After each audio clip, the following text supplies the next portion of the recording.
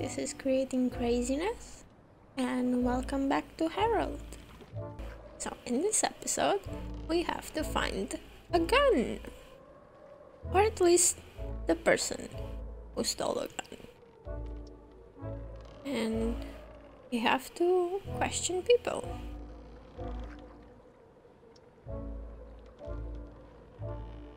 Came to tell me off too?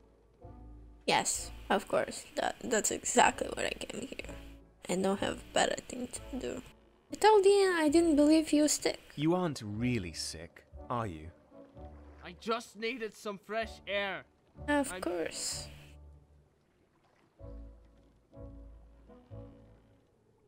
Ask Ian if I could help in any way. I don't know what's going on, but I sense you need help. Is there anything I could do for you? Stop with the fake concerns. Who are you anyway? You little bitch. To help you. I was a good person and you are like this. Next time, you can go for yourself. That's what I'm saying. Did Brunswick send you to talk me around? No. Ask about the fight. I'm Devan Rensburg. I'm new. Last night, when I entered the forecastle, I heard two people fighting. It was you and Officer Brunswick. What was going on in there, Ian? I told him the truth. That I've had enough of him and his weird requests. How weird were those requests?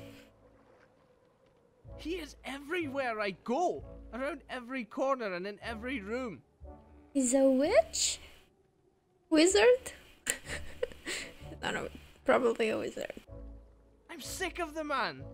His presence alone drives me completely insane. Then why are you here?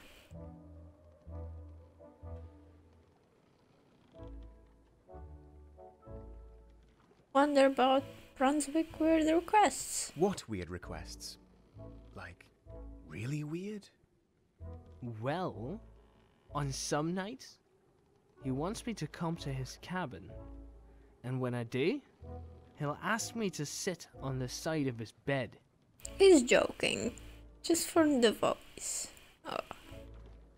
Such a little bitch. Then, he takes out a notebook. One that he hides for fear of others reading it. And then he forces me to listen to him reciting his corny poetry. Oh. He wants to be a poet. It's not that bad.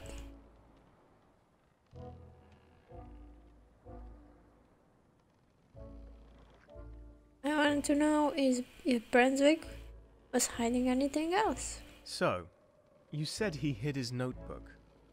Do you know if he hides other things too? Brunswick often hides his most prized possessions. He gave me the thing as a present, but I refused. I didn't click anything. Next thing I know, it's on my pillow with a wee note telling me to be more grateful. Maybe you should. It was a present.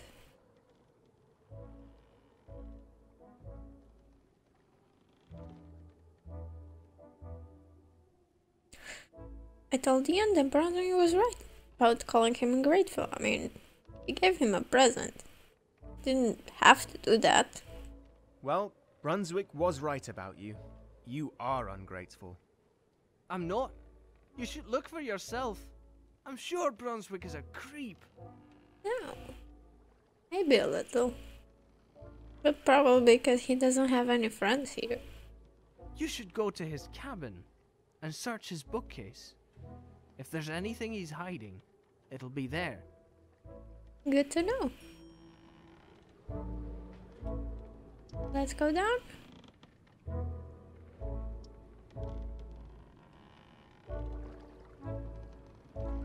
Probably.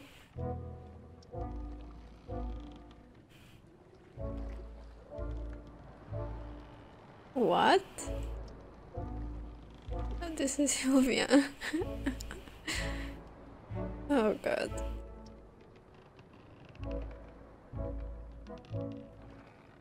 Rupert. don't see any sails, Rensburg.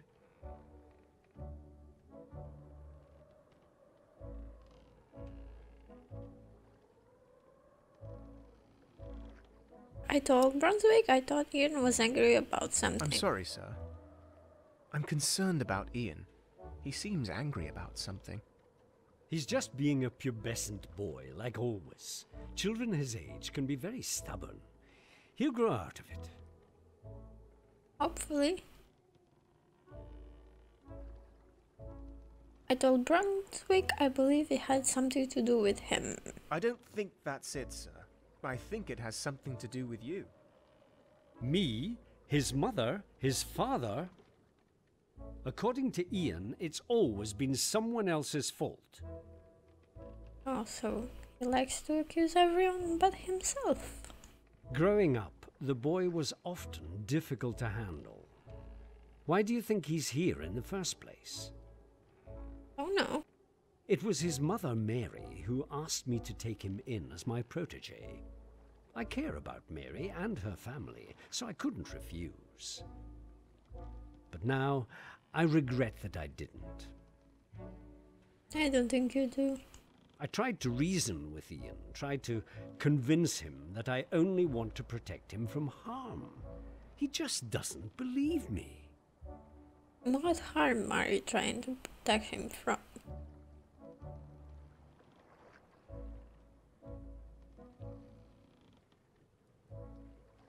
Inquiries about the strange things Ian has made. Ian said something about you making strange requests. What did he mean by that? Strange requests? What was it that he told you exactly?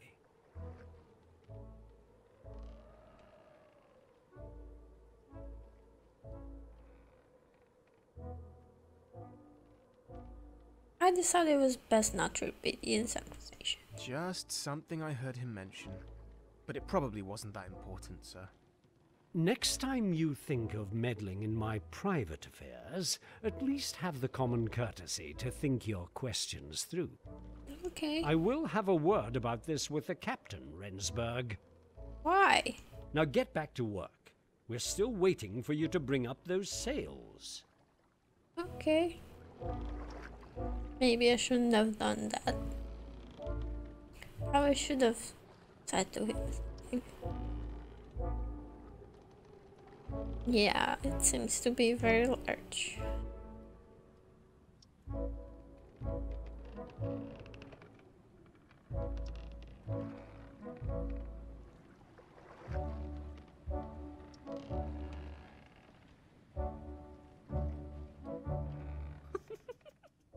You had to see your face. That's not funny, my dear. Sorry, Uncle. I won't laugh. Too much. What are you looking at?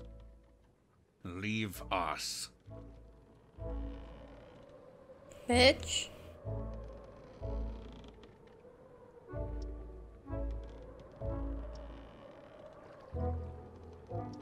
The captain's cabin was strictly off limits without an invitation from the captain himself. No. No. Not No. what? Don't care.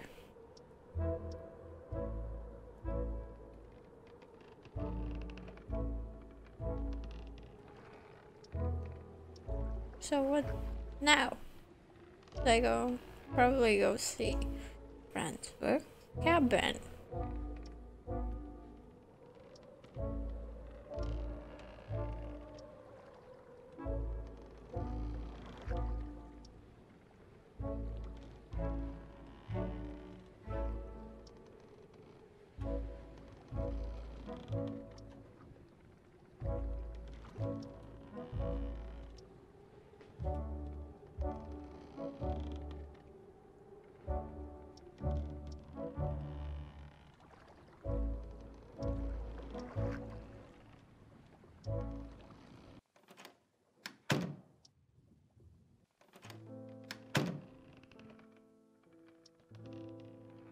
So let's look at the shelf.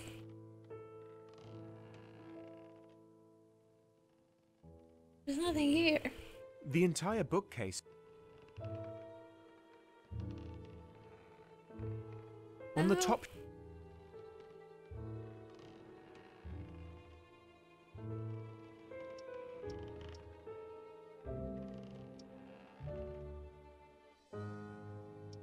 No, where was it?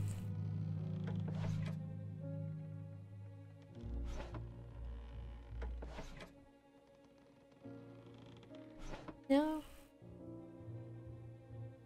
Let me see.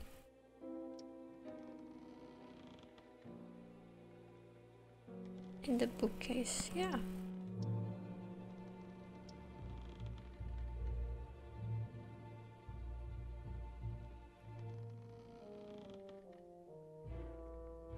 But what? There. A loose wallboard was cleverly hidden behind a couple of books. Behind the loose wallboard was a cleverly hidden compartment containing a single booklet. It seemed to be Brunswick's journal. Oh, let's read it! Brunswick seemed to like writing rather cheesy poetry. I'm horrible even at reading normal texts. I'm not going to read poetry. I'm going to butcher it, so you can read it by yourself. So I won't butcher this. And It was Officer Brunswick's journal.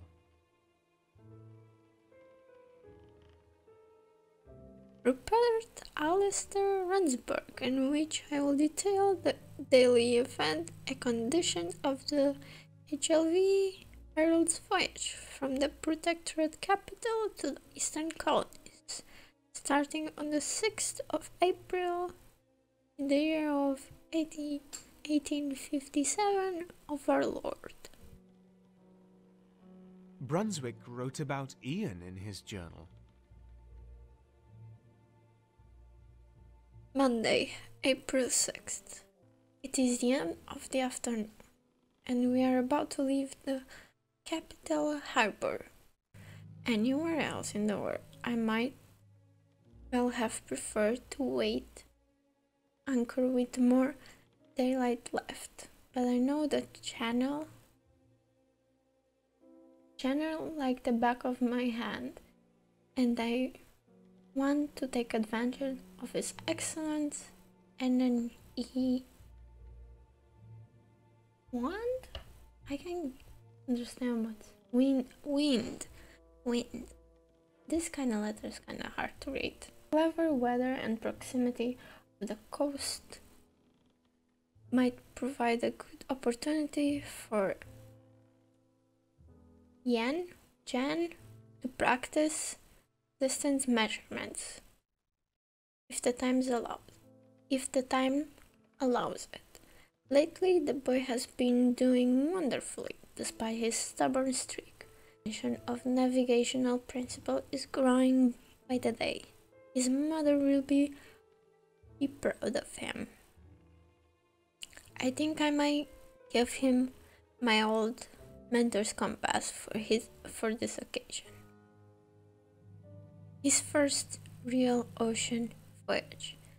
May it serve the handsome boy as well as it has served me. Oh, so his mentor compass. That must mean a lot to him. That's why he was upset when Ian broke it. I am not doing all I possibly can to make Ian feel. He seemed to wonder why Ian was often angry and agitated, and he was also particularly saddened by him breaking his compass. Welcomed and appreciated. Am I not always patient with his lessons? Do I not care for him like a father? It remains a mystery to me why a stripping lad like him keeps running away and getting angry with me. I know how it is to be a boy his age, to live a sailor's life, young and impressionable, as he needs to know tenderness as well as roughness. Yet, when I offered him the compass, he broke it. He broke Mr. Buford's compass, which has been all the 7 seas, guided me through many a fog bank. What is that? I hope the old man will forgive me. Ian should be grateful for the life I am giving him. Deep inside, I know he will grow out of it, but I am afraid I will lose my temper with him one of those days. We are well clear of the coast. The wind remains favorable, and I am going to bed. There was a poem and something about calculations on the page. The rolling waves with foaming crest, breaking lightly on the shore, while fiery sky glows in the west, and gulls above us soar. I'm horrible at poetry because I have no idea how to read it. Not in English. I'm bad at it. At least out loud. I walk with those words waiting impatiently to be entrusted to paper. I may use them in a longer poem one day, but at this moment my mind is occupied by yesterday's evening events. The wind has overnight turned ever so slightly to north, and the night watch has trimmed the sails accordingly. I have finished all necessary calculation for our course. All is still quiet on the deck, so I decided to direct my attention to the decoration of my cabin. I had all but forgotten about the hole in the wall, rediscovering it only when I wanted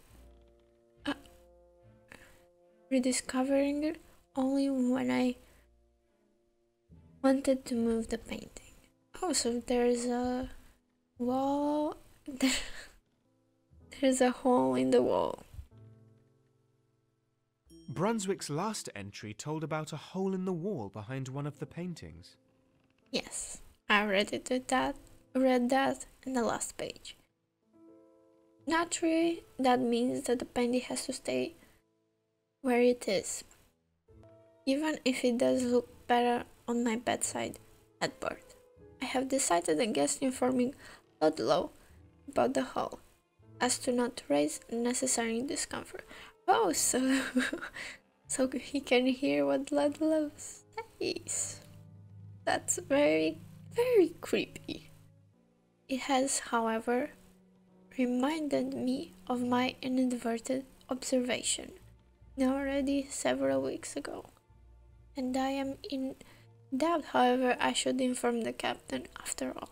Of course, as Captain Rensburg so often emphasizes, he is responsible to know of all that takes place aboard the ship. On the other hand, it does not feel right to betray a fellow officer for something that, by my judgment, does not endanger the function of the crew or the ship in any way. What did he discover? I want to know. I think that's enough for today. Thank you everyone for watching. Till the next time. Bye.